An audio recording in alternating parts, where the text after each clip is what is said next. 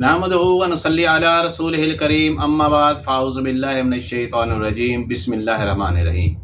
मैं हूं प्रोफेसर हकीम साद सुल्तान और अपने यूट्यूब चैनल से आपको खुशामदीद कहता हूं। दोस्तों, आज हम बात करेंगे बेकिंग सोडा के बारे में। क्या baking soda kidney patient use कर सकता है,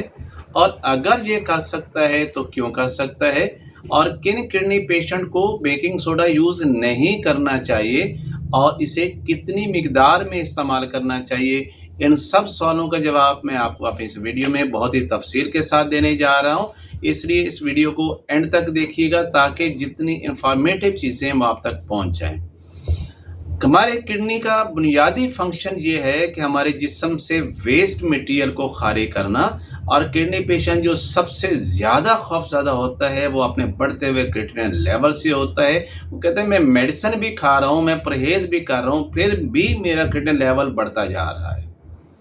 जैसे मैंने बताया कि किडनी का काम जो है वेस्ट मटेरियल को खारिज करना, हमारी बॉडी से जो है वो क्रिएटिनिन को खारिज करना, यूरिया खारिज करना, पोटाशियम और सोडियम को खारिज करना, इसके साथ साथ एक्स्ट्रा फ्लूइड को जिस्म से बॉडी से खारिज करना। ये बात तो तकरीबन तमाम किडनी पेशेंट को मालूम होती है, लेकिन एक चीज़ जो बहुत कम लोगों को मालूम है कि हमारा किडनी जो है वो हमारे ब्लड की पीएच लेवल को भी मेंटेन करता है। हम जो कुछ खाते हैं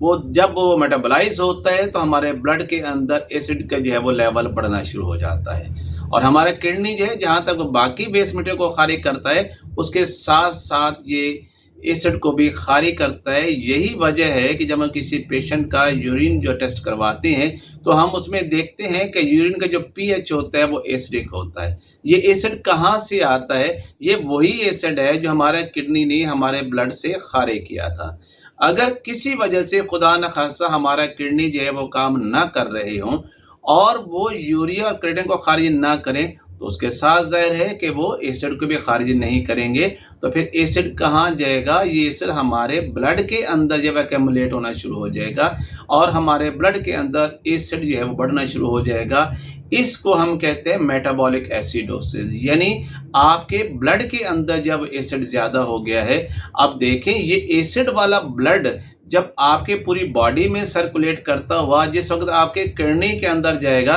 तो फिर ये आपके नेफ्रॉन को भी डैमेज कर देगा। लेकिन हम अक्सर देखते हैं कि किडनी के वो पेशेंट जिनका जो स्टेज 1 पे होते हैं, स्टेज 2 पे होते हैं या स्टेज 3 पर होते हैं, उस वक़्त उनका जो है वो एसिड जो है वो ब्लड के अंदर ज़्यादा नहीं होता। उसकी वजह ये होती है कि उस वक़्त किडनी हमारा काफ़ी बेहतर काम भी कर रहा होता है। यही वजह है कि किसी किडनी पेशेंट का जो है वो क्रिएटिनिन 2 से 3 तक आने के लिए कम से कम 1 साल का टाइम लग जाता है, और 3 से 4 तक आने में 6 महीने का टाइम लगता है। लेकिन जब किसी पेशेंट का क्रिएटिनिन 4 पे पहुंच जाता है तो उस वक़्त उसका ब्लड जो होता है वह स्ट्रॉन्ग एसिड हो जाता है। जब वो स्ट्रॉन्ग एसिड होगा तो क्या करेगा? एक तो जो है किडनी पहले खराब था, क्रिएटिनिन और ब्लड यूरिया बढ़ रहा था, लेकिन अब सेकंड क्या वहाँ प्रॉब्लम आ गई कि इस मेटाबॉलिक एसिडोसिस की वजह से जो आपका ब्लड एसिडोसिस हो गया था, यानी आपका ब्लड ज़्यादा स्ट्रॉन्ग एसिडिक हो गया था,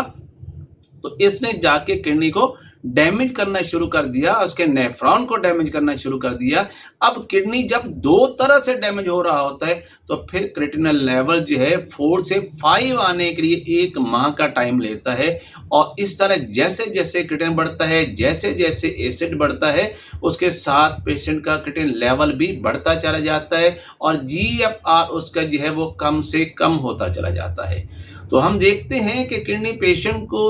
जो किडनी को सबसे ज़्यादा नुकसान पहुंचाने वाली चीज़ें हैं, ये 80% है, वो है हमारा बढ़ा हुआ ब्लड प्रेशर।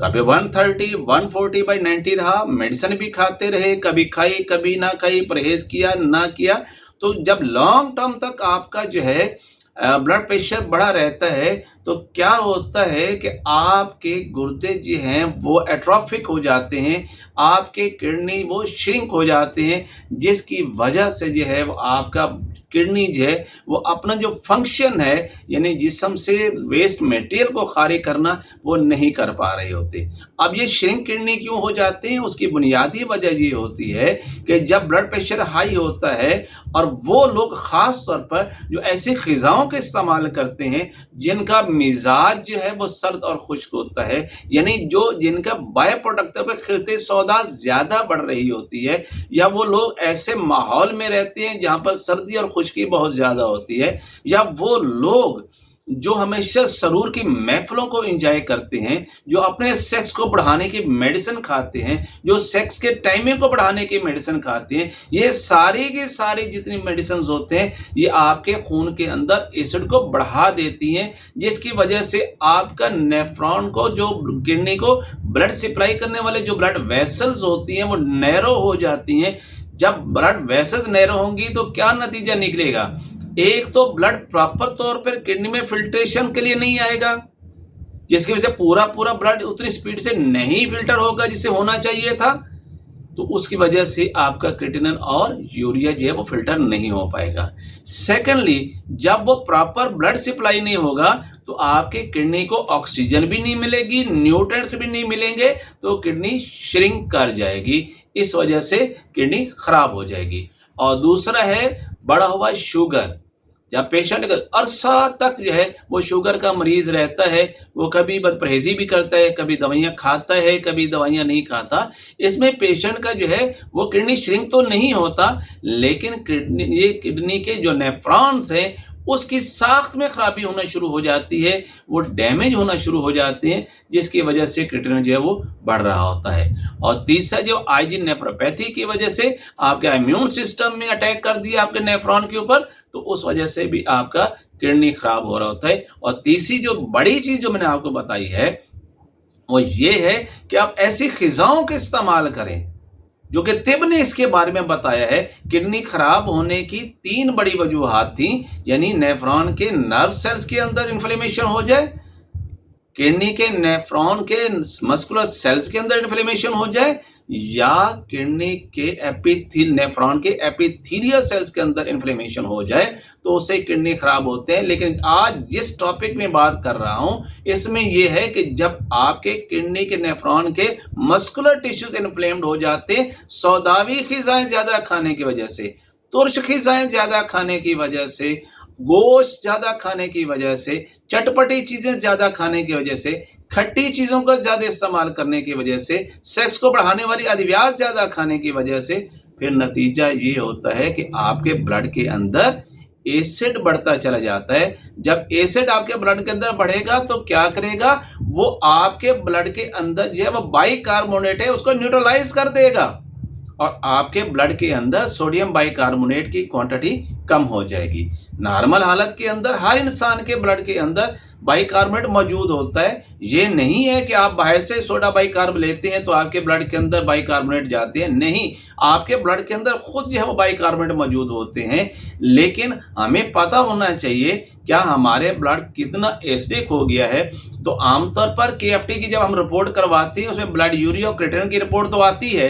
उसमें एल्ब्यूमिन की रिपोर्ट भी आती है, लेकिन अक्सर जो है लेबॉरेटरी है वो बाइकार्बोनेट का जो है वो उसका लेवल नहीं बताते। इसलिए हमें अपने पेशेंट को बताना होता है कि जब आपने KFT की रिपोर्ट करवानी है तो साथ सीरम बाइकार्बोनेट की जो है यानी सीरम सोडियम बाइकार्बोनेट की रिपोर्ट भी करवानी है। जिस वक्त आपका नॉर्मल लेवल, जिसे मैं बताया है कि पेशेंट के ब्लड के अंदर सोडियम बाइकार्बोनेट लेवल 22 से 26 तक होता है, तो उस वक्त पेशेंट का जो ब्लड का जो एसिडिक नहीं होता। लेकिन आमतौर पर क्या होता है, जब उसका लेवल डाउन हो जाए, यानी 22 के बजाय वो 16 हो जाए, वो 14 हो जाए और समटाइम वो 7 तक भी आ जाए, तो फिर इसका मतलब ये हुआ है कि आपका ब्लड के अंदर जो है बाइकार्बोनेट कम हो गए हैं और आपका ब्लड जो है वो स्ट्रॉन्ग एसिडिक हो गया है।